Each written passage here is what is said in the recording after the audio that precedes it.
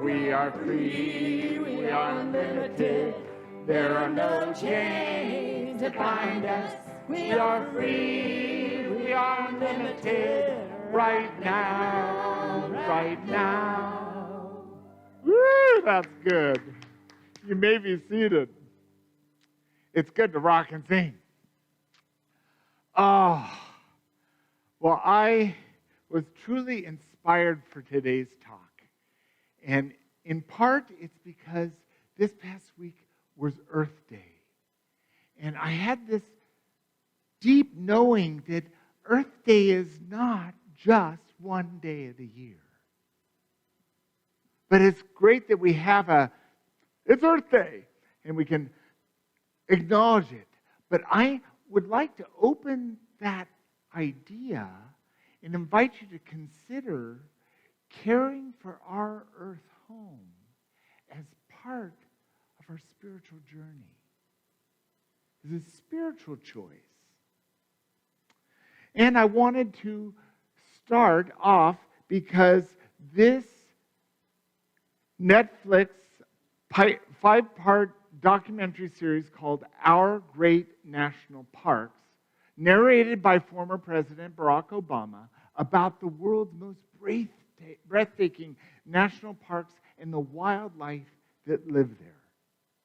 I don't know if any of you have seen it. I was able to watch all 5 episodes.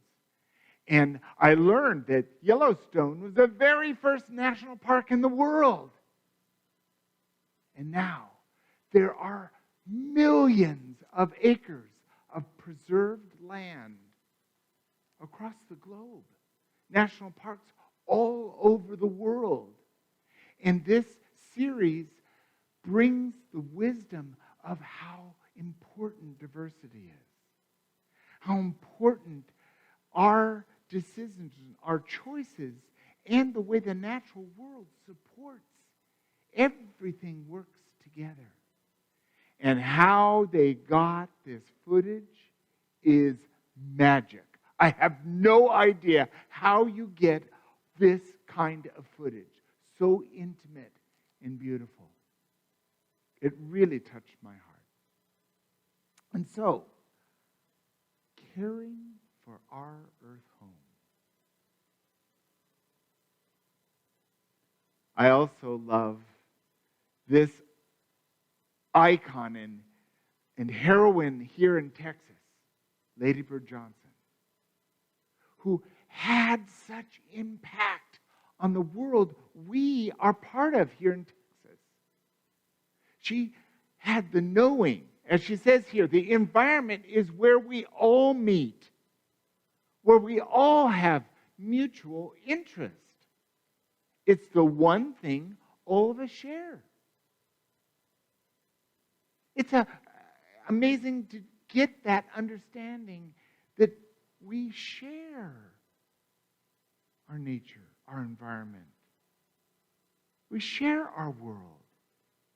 And as a testament to her call and that clear vision, the Highways Department here in Texas plants millions of wildflower seeds every year.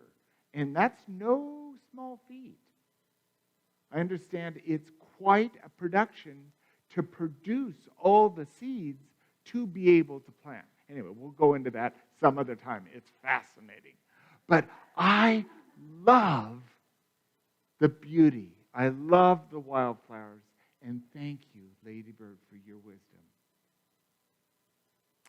Margaret Mead is a great anthropologist, and I love this, what she has to say. Never doubt that a small group of thoughtful, committed citizens can change the world. Indeed, it's the only thing that ever has. For peace, for national movement, for environmental choices, for religious ideas. Our master teacher, a merry band of a few followers, 12 plus, changed the world. And in our community right here, In fact, we acknowledged her in our first annual Unity Sacred Service Awards to Kathleen Kruger, who got the idea, we've got to clear up all these cans in our river. And so she got the idea of ban the can. And it transformed the rivers we experience today. Now, I wasn't here when the rivers were full of cans and bottles, but I understand you could walk across the river on all the cans and bottles. Now I go to the river, it's beautiful. Now, she didn't do that all by herself, but out of a sea of people going, oh, there's so many cans in the rivers, she had an idea. And then she fought, and a merry band of people worked together to make a significant difference, made the world a little better, cleared up our waters. Hallelujah. In the Bible, in all sacred scripture, there's a lot about the earth. It makes sense that since we're here, let's write about it. Let's have a concern about it. So here, Psalm chapter 67, verse 6, the earth has yielded its increase. God, our God, has blessed us. We are so blessed by what comes forth from the earth. We come forth from the earth. What a blessing we are. Our food. Place it simply, the air that we breathe is so important to our life. Wouldn't you agree? And it's our forests that change the carbon dioxide to oxygen so we can breathe. And I learned in our great National Park series that most of the carbon dioxide in the world is transformed to oxygen by the kelp forests in the ocean, by the plankton. So the ocean sustains our ability to breathe. We're not separate from the earth. And isn't it a good idea to adopt caring for our earth home as part of our spiritual choices? Of aligning with being the hands and the feet and the heart of God and what our mouth says. God works through us. Our God has blessed us. Albert Einstein, a great scientist, and I think even greater philosopher, he says, look deep into nature, and then you will understand everything better. If we're one with the earth, and we are, isn't it true that all we need do is look out from ourselves to see ourselves magnified back to us by nature?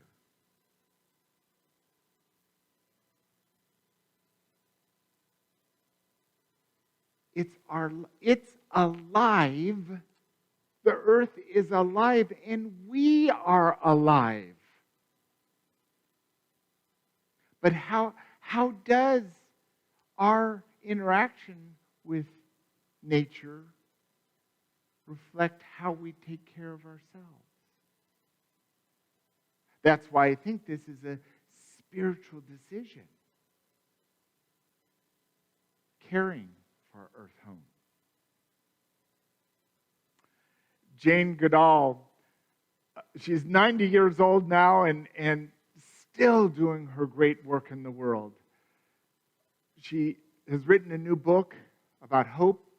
She's a primologist and an anthropologist. And here she says, you cannot get through a single day without having an impact on the world around you. What you do makes a difference. And you have to decide what kind of difference you want to make. Every step we take, every breath we take, everything we eat, everything we do has an impact. Not a huge impact on the world, but an impact because we are of the world. Yes? And we can make different choices. What we do creates change. Now, many of you know that I grew up in the San Francisco Bay Area. And when I was a child, they were still dumping all the sewage into the bay. All the industry, all the corporate sludge, whatever, it just dump it in the bay. There was all kinds of stuff in the bay. And I can tell you that driving past the bay when the tide was out, you couldn't breathe. And the bay was dying. Because there's a lot of people that live around San Francisco Bay. And that's a whole bunch of you know what. Well, they made a decision. They made a decision to direct all sewage away from the bay, to go to sewage treatment plants rather than the bay. And they started finding and not allowing anybody to dump anything other than pure water into the bay. And decade after decade, it cleaned up. When I was in high school, all 4 years, I was on the marine ecology research team, and we would go down to the bay and take nitrite and nitrite samples of the water and do a population study in a certain area, and we'd send our findings to the state because there was a consciousness to take care of our bay. And now it's alive and vibrant. The bay is filled with life. Now you look out at the bay, it's blue. Not a little muddy all the time. We can change. We have, as small, concerned people, directed our attentions on rivers that had died. And now salmon run in those rivers. Lakes that were cesspools of toxic waste that we stopped and cleaned up. The earth does renew itself, and we, as stewards of the earth, we can help it along to clean up more rivers and lakes and the ocean, which right now there's an island of plastic floating in the Pacific Ocean that's miles wide. What choices are we making? And what kind of a difference do we want to make? I don't know if you know about this story about the clary pear tree, but 9/11, we know about 9/11. Well, when they were clearing away the wreckage, these huge cement blocks were on top of a tree that used to be there, a clary pear tree. And there was someone there who said, "Don't destroy what's left." A shattered trunk, and it had one branch with one leaf on it. So they dug up the root ball and they transported it to a nursery in the Bronx and cared for it and nurtured it. And when it was healthy again, they replanted it. That third picture right there in the memorial park there. And it's a radiant tree. Now, in New York City, when the pear blossoms bloom, it is breathtaking. They're all over. And here, this is right there blooming. We can see it. It is radiant beauty. It took one person to say, don't throw that away with the cement. We can make a difference. And so this is called the survivor tree. And anyone that visits the World Trade Center in New York can be reminded what it takes to be a survivor. Each of us is a survivor tree. Each of us have survived a whole lot of choices in life. And there have been times in our life where we've been nurtured by our mom or a caregiver or a hospital to bring us back to wholeness. We're not so different from the natural world. In fact, we are the natural world. Franklin Delano Roosevelt says, a nation that destroys its soils destroys itself. Forests are the lungs of our land, purifying the air and giving fresh strength to our people. We're all in this together. And the choices that we make will determine whether there's a productive, fertile land for our kids and grandkids. And we can make a difference. And the earth does heal. And so I wanted to bring this talk to a close with this wonderful quote, but it's a Sioux prayer, because it magnifies the spiritual truth of our journey. Here I've laid it on top of a picture last year of all the flowers in that beautiful Fisher Park. It says, teach us to walk soft on the earth as relatives to all that live. Teach us to walk the soft earth as relatives to all that live. I invite us to take that into a completely new experience today. A guided meditation that's open-eyed. So set things aside, and be ready for a guided meditation as we look at images that can inspire and uplift us and see how we relate to nature. This image, the sun rising on planet Earth, does reflect to us our oneness.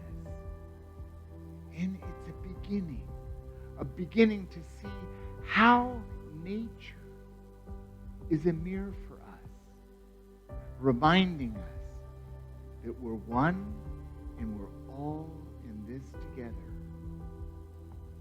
Whether we're spreading our wings like an eagle and soaring, looking down and looking around and seeing all there is to see.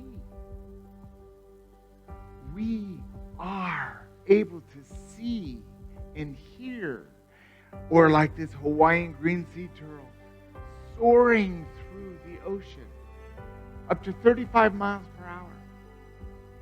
The ocean sustains so much life and ours. The high plains, even in wintertime, the flora and the fauna is sustained.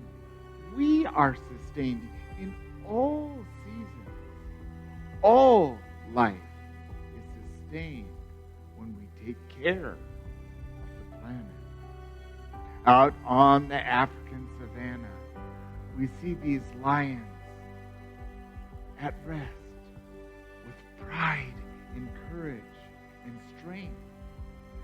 We have pride, courage, and strength to face whatever life is going to bring us. We're ready. We're open. And sometimes we come up out of our pond. And life brings unexpected happenings. A butterfly might land on our forehead. We need to take life on life's terms and be ready for the unexpected. Or we may breach out of the water like this humpback whale to see what is around. What is it that's ours to do? It's a magnificent way when we can address the needs of the group, caring for our young, bringing our strength and our courage to this day. We take steps in life. And much like this small hummingbird, just like the elephants, looking for food, finding that food, and knowing that the nutrition that we take in sustains our bodies.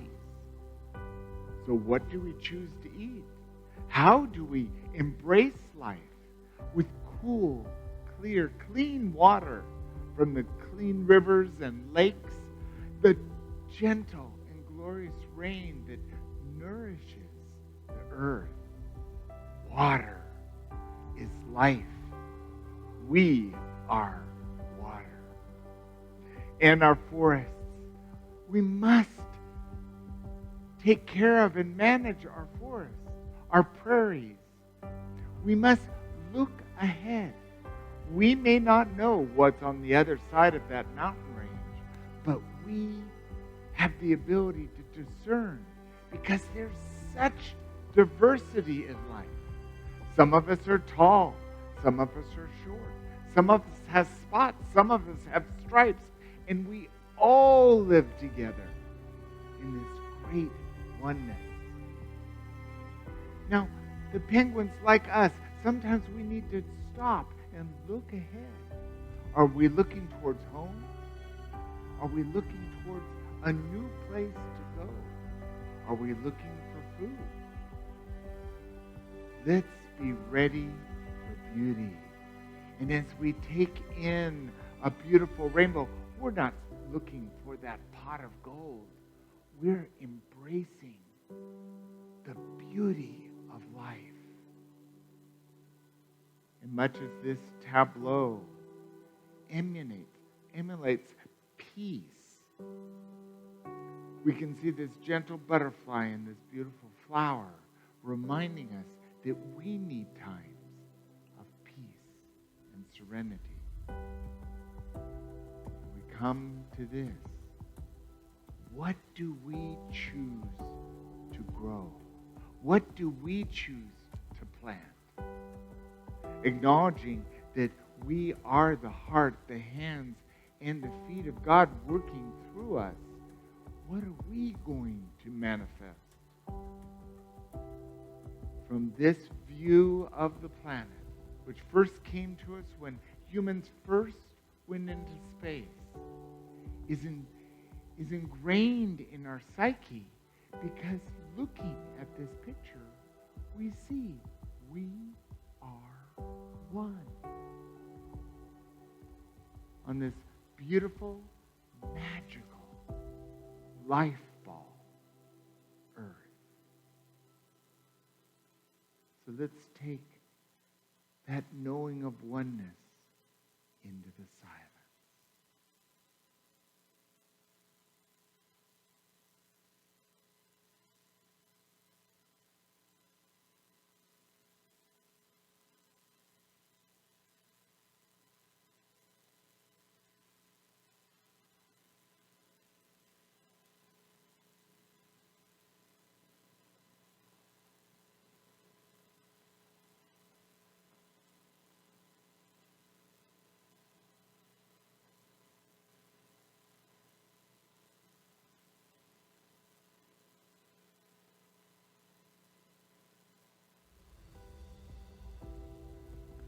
We're grateful for this knowing that nature nurtures us as we nurture nature.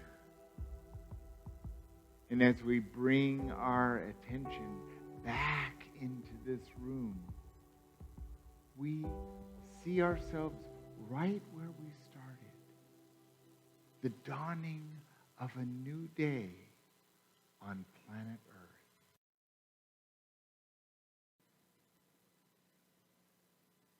So let's read this affirmation that goes with today's talk. We'll do it 3 times. With love and appreciation, I do my part to care for our Earth home. With love and appreciation, I do my part to care for our Earth home. For love and appreciation, I do my part to care for our Earth home. And within this, we are blessed. Thank you.